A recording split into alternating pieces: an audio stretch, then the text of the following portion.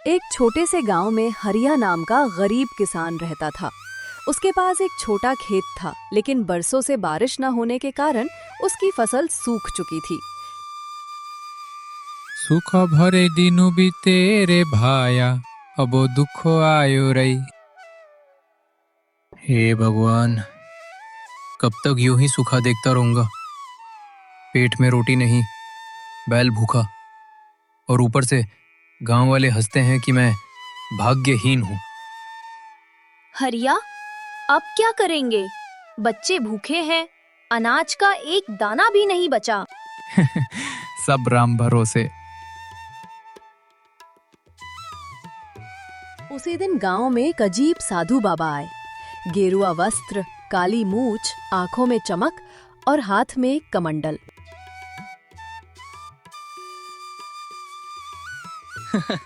अरे अरे देखो, ये बाबा तो ऐसे चल रहे हैं जैसे खुद भगवान से मिलने जा रहे हों।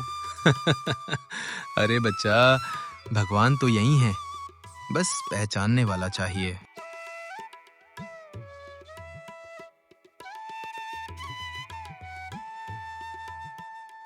बाबा, मेरे खेत में कुछ नहीं उगता, क्या कोई उपाय बताओगे?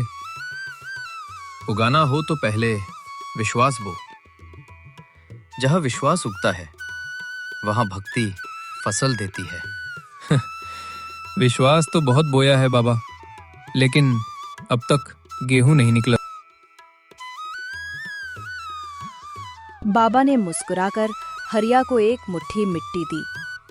ये मिट्टी अपने खेत में डाल देना, लेकिन ध्यान रहे, डालते समय मन में हंसना मत बंद करना। मिट्टी से मिट्टी उपजाऊ हो जाएगी? वाह बाबा, आप तो वैज्ञानिकों के बाप निकले। अरे रे, वो तो मजाक में भी सच्चाई बोल गया। भक्ति में विज्ञान भी छुपा है।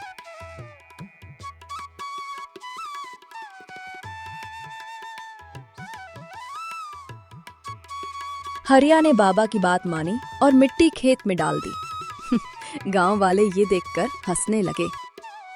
देखो देखो, हरिया अब मिट्टी में मिट्टी डाल रहा है। इसका तो दिमाग बाबा के साथ तपस्या पर चला गया है।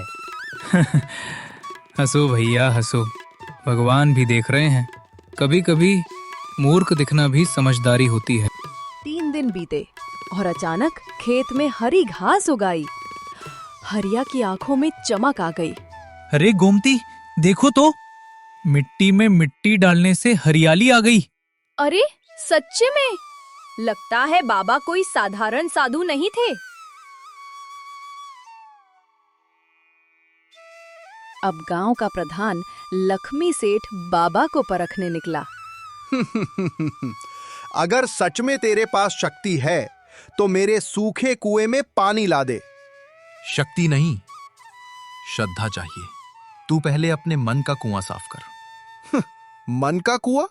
ये कौन सी कंपनी का कुआं है?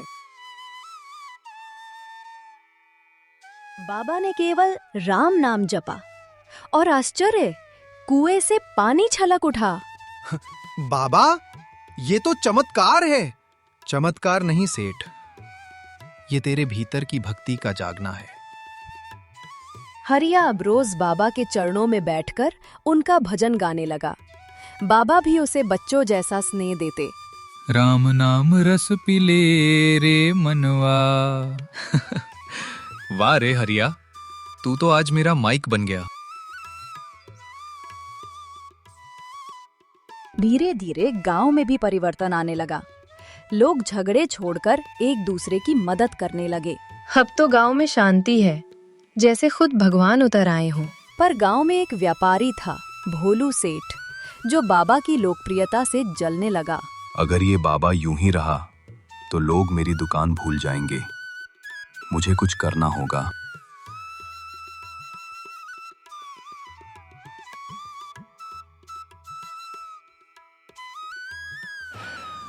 मैं बाबा के पास जाऊंगा और उनसे कहूंगा कि मेरे घर में भूत है। अगर सच में वो महान है तो निकाल के दिखाएं। भोलू सेठ बाबा को घर बुलाता है। घर में एक टोकरा रखा था जिसमें बिल्ली छिपी थी। देखो बाबा, भूत आवाज करता है। भूत नहीं रे सेठ, तेरे लालच का म्याऊं है। बाबा फिर भी शांत रहे। वो हरिया के घर आकर बोले, हरिया, अगर कभी लोग तेरी सच्चाई पर हंसे तो हंसने दे, क्योंकि जब सत्य मुस्कुराता है झूठ खुद ही रोता है। एक दिन बाबा बोले, हरिया, अब मैं जा रहा हूं, 3 महीने बाद लौटूंगा,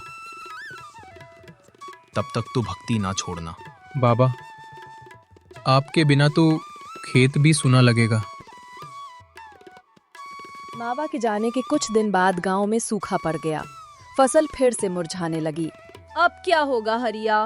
बाबा ने कहा था मुस्कुराना मत छोड़ना।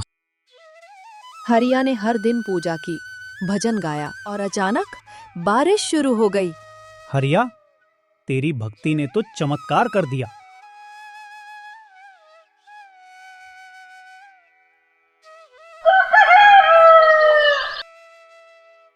तीन महीने बाद बाबा लौटे। पूरा गांव उनके स्वागत में उमड़ा पड़ा।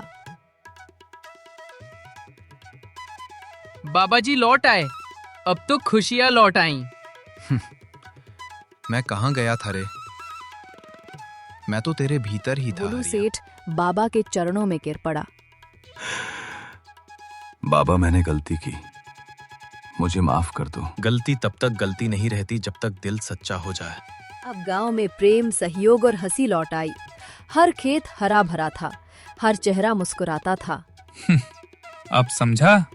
मिट्टी नहीं, विश्वास उगाने से खेत हरा होता है। भक्ति में हास्य है, हास्य में भक्ति है। क्योंकि जो मुस्कुराते हुए भगवान को याद करता है वो खुद भगवान बन जाता है।